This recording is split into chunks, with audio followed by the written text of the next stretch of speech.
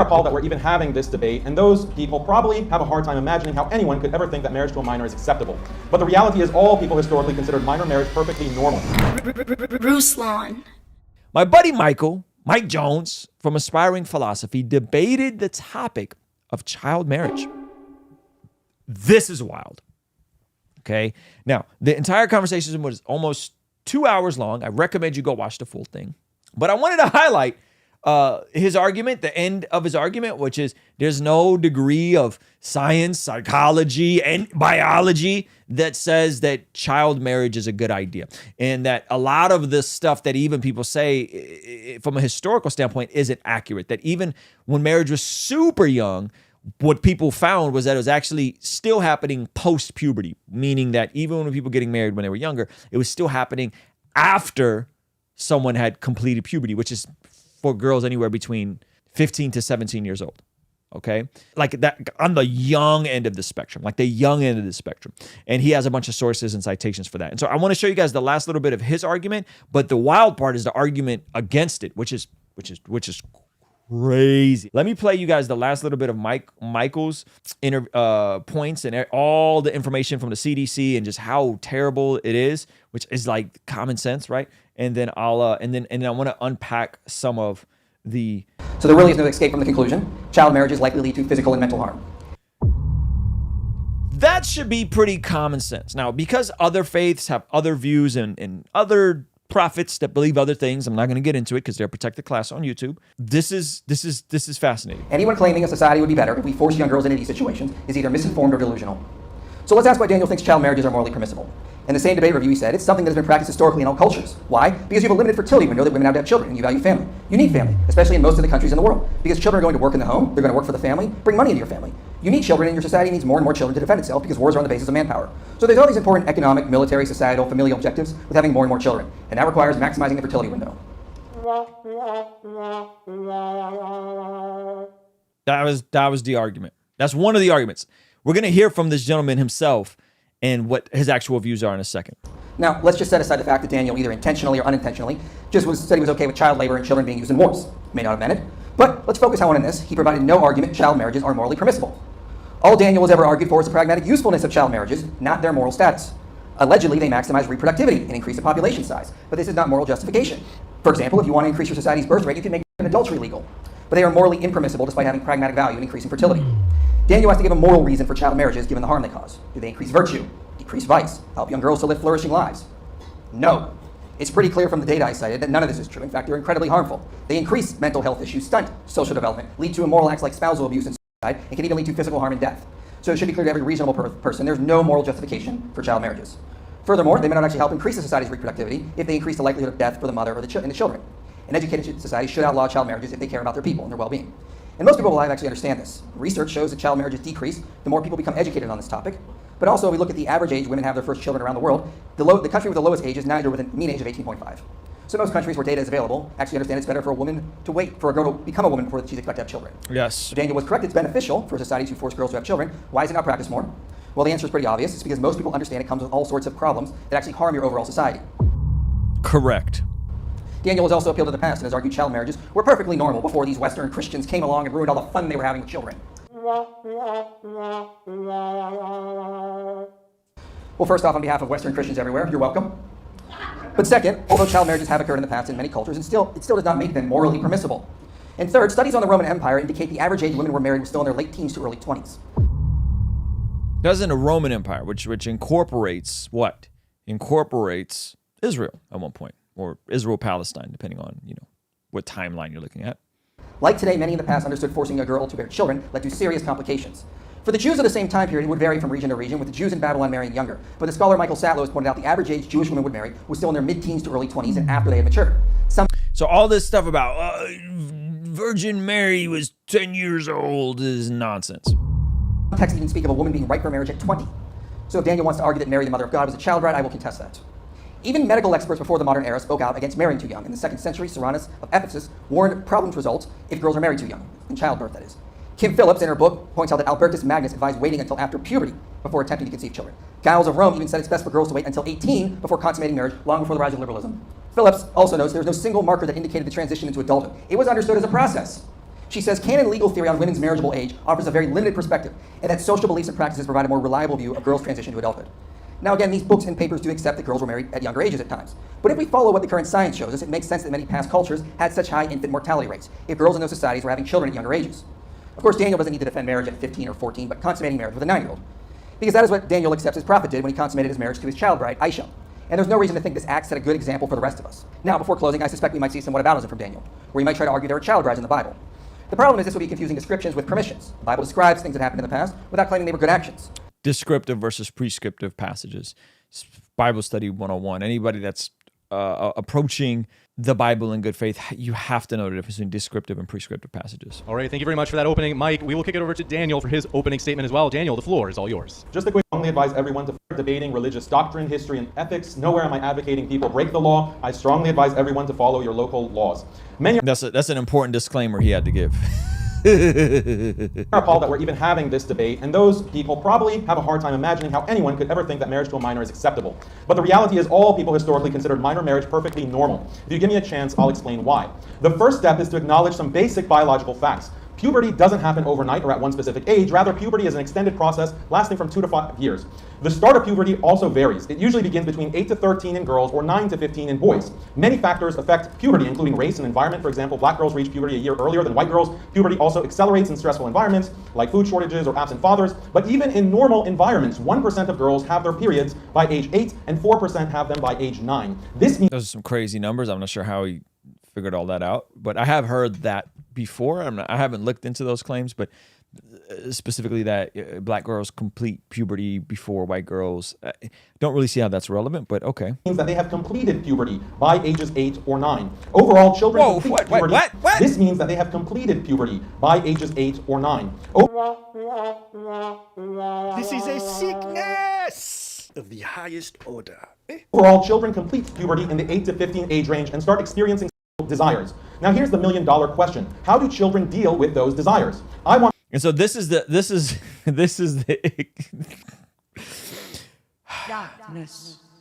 is the crux of his argument. Listen to his argument. Practical solution for all these sexually frustrated minors out there, because those hormones hit like a tsunami, creating desires that need an outlet.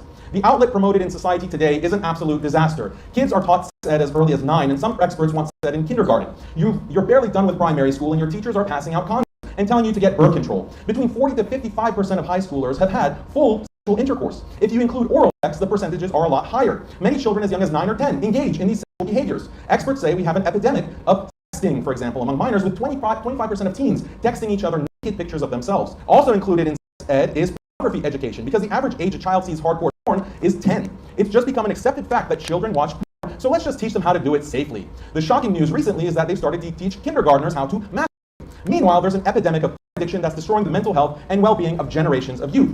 These are today's socially acceptable outlets for childhood sexuality. Hopefully, all Muslims and Christians here agree that fornication, masturbation, and pornography are not acceptable solutions. Rather, these practices destroy the moral fabric of society and corrupt. So you see how he's framing this? He's saying, hey, these things that are happening in society, we should all agree that they're not good, which fornication, masturbation, sure, we would all agree that that's not good.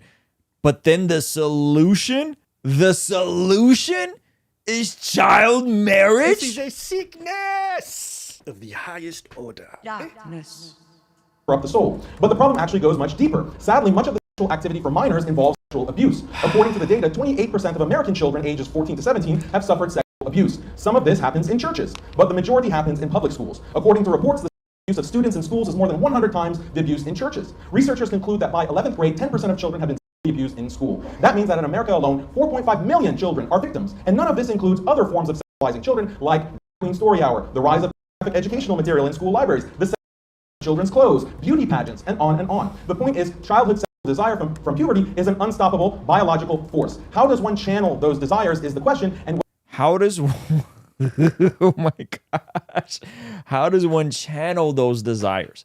The crux of his argument is, how does one channel? Now, I have some thoughts. I'll show them till the end. How does one channel those desires? Hey, you want to see something crazy? 67% of the people who watch this channel are not subscribed. Do me a quick favor, make sure you hit that subscribe button so you stay up to date on all the videos here on the Blessed God Studios channel. My gosh. And y'all thought Andrew Tate was bad, talking about women's peak is at 19 when she's a virgin or whatever goofy things he says. This is on a whole nother level. The false binary is, well, Western society says that fornication, sexual immorality is okay. So it's either morality or, I mean, what else do we got? What else are we going to do? What else are we going to do? Story of history, people of all religions and cultures had another solution, and that solution is marriage. Marriage is a healthy, wholesome outlet for the natural sexual desire that humans start experiencing at puberty. And pre-industrial religious and cultural traditions hold that marriage should be available at puberty. They don't stipulate an exact age for sex or marriage because, again, puberty is highly variable in terms of when it begins. Now, here's the part, Linda, listen. This is the part that I found the most egregious about this conversation, is that who's doing the majority of the marrying? Is it 16-year-olds marrying other 16-year-olds in this context? Is it 15-year-old boys marrying 15-year-old girls in this context? Is that what's happening? Or is it grown men marrying girls that just finished or are still in puberty? I think there's the crux of the issue. If we get to the brass tacks, the way this is applied in certain cultures, not all cultures, but the way this is applied in certain cultures is, it's not the young boys out here marrying the young girls. It's older men marrying younger girls. So I think even the fact that this entire false dichotomy is positioned of, well, young people have urges and desires, so therefore you could either let them go liberal and or like the West, or, you know, you could do what we do. Which is what? Exactly. Which is what? Polygamy? Which is what? Older men taking younger girls? Which is what? Exactly. I think this entire debate was wild. And I'm shocked that this gentleman wanted to lean in and have this conversation with Inspiring Philosophy, who just kept dropping research and empirical studies after empirical study on him. Okay, and in his conversation, to Kelly's point earlier, he said that the ideal age to get married is 25. Okay, why? Because then your brain is fully developed. So what is this? What is the solution? It's definitely not this MAPS energy, and it's definitely not older men taking younger brides or teenagers getting married. I think that how you deal with young people's urges is you equip them and you train them to channel those sexual urges into productive, healthy things. That first starts preemptively. Who and how are they going to be exposed to the realities of intimacy?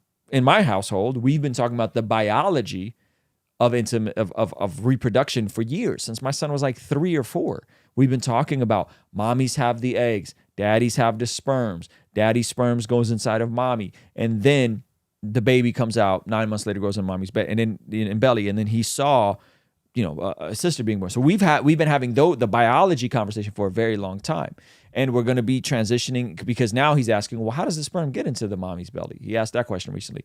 So we're foundationally, preemptively having these conversations to make sure he understands the biology, but that he also understands the intimacy and the pleasure part, and that he doesn't find out from one of his friends, or he doesn't find out from someone else, that one, we're framing it in a godly aspect. 2, we're going to be equipping our kid, and we've seen this done, of people being equipped in terms of what do you do with those desires? Well, you channel them into doing the things that you're supposed to be doing within the context of your purpose and assignment for that season. So if you are being guided by godly parents to focus on the areas you're supposed to be focusing on, specifically your education, potentially having some sort of hobbies, sports, side business, curation of what you're doing with your free time, right? If that stuff is happening in your teenage years and you have parents that are actually engaged, where in the world are you going to have time to be and doing all this weirdo stuff that kids are doing, right? I was immoral. You know why? Because my dad wasn't in my life. My mom worked nights, and I had a ton of spare time on my hands. I was isolated. And so I think we engage and we stimulate kids. And ultimately what I think happens is, I think we engage and we stimulate kids and we talk about these desires, but we say, you got to channel this and consider your future family and consider who you want to be and consider what is the next season of your life is going to look like and prepare them for that now. Now, if that happens at age 19 or 20, I don't have an issue with that, right? I've seen dozens and dozens and dozens and dozens of couples get married before the age of 25 who are in happy, successful, stable, monogamous marriages. Zach Sparazzo got married, I believe they were 21. I got married at 23. My wife was 21. A lot of folks around us got married early. Now, the caveat in all of that is that my wife had graduated college by 21. I wasn't settled into my career, but if I would have, it would have been way less bumpy. That road would have been way less bumpy. And so I think you equip kids for the logical conclusion of what's going to happen, which is, guess what? 86% of women are going to have kids. What's going to happen? 86%. They're going to have kids. Prepare them for that. Prepare them for that. If they want to wait until they're 25, if they want to have kids at 20 and start a family earlier, I don't think there's a wrong or right way. I definitely think pushing it out increases the odds of you being socially immoral, right? I especially if you're going to go off to college and you're going to go in the workforce and you're going to be going out having drinks with people. Yeah, I think that increases the odds of that. But I think you equipping people, young people earlier, and you telling them about the beauty of intimacy, but also tell them about the reality of these things done out of their proper alignment and context are dangerous. They can lead to kids out of wedlock. They can lead to STDs. They can lead to, right, all of these different things. And I always make this point, and people get offended when I say this. You think about everything else in life. You think about getting a car, starting a business, going to college, learning a trade. Everything else in life requires some sort of certification process. You get certified. You want to get a license, you got to go take behind the wheel. Then you got to pass a written exam. But the two things that are the most important decisions you'll ever make and that you should be equipped in, which is who you're going to marry and who you're going to reproduce with. Those two things, people assume that you don't need to be equipped, that you don't need any type of training, that you're just going to wing it and figure it out. It's not how it works. You need a structure and a system for that. And I would put intimacy within the confines of marriage to be the optimal. Now, I get it. Everybody's not going to figure it out. I get it. Everybody's not going to do it that way. I get it. We all come from different places. I get it. But that doesn't mean we water down what is optimal for the sake of what is common. It is common for most people to be immoral, whether through porn or hooking up or kids out of wedlock. Right? That is common. That doesn't mean it should be normal. We can't normalize what is common. Just like it is common for 70% of Americans to be overweight. That is common. 40% are morbidly obese. That is common. That shouldn't be normal. And I would place the gift of intimacy in the same category I would place the gift of food. Most people don't know how to handle food.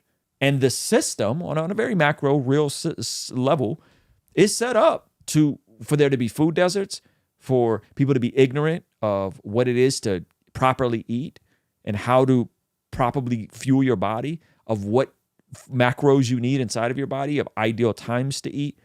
Most people are ignorant about this stuff, but that doesn't mean we remove the standard. That doesn't mean we say these things are not good. And so I think, hey, get in a local church, raise your kids around other people that love Jesus. And in my local community, we see this all the time. We see young people get married, I've seen folks get married as young as 19 all the way to 24, 23, and be married and have amazing families and flourish and thrive. And that's a good thing.